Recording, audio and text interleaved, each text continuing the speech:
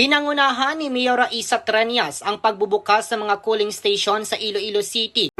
DTX Coffee Mix. Himo sa natural nga sangkap pareho sang amarkuso, chia seeds, sugared cane extract powder. DTX Coffee Mix. Nakakapi ka na, naka-detox ka pa. DTX Coffee Mix. Mabakal sa mga butika. Kahapon, Miyerkules, Mayo sa isa, nagsagawa ng inspeksyon at pag-check ang alkalde sa mga cooling stations at nakita nito na kailangan pang pagbutiin ang temperatura sa loob ng mga cooling stations.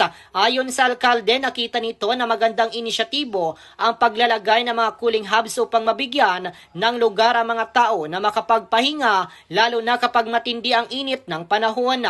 Matatagpuan ang mga cooling stations sa San Rafael, Mandurriao, General Luna Street at Plaza Loleta Gay.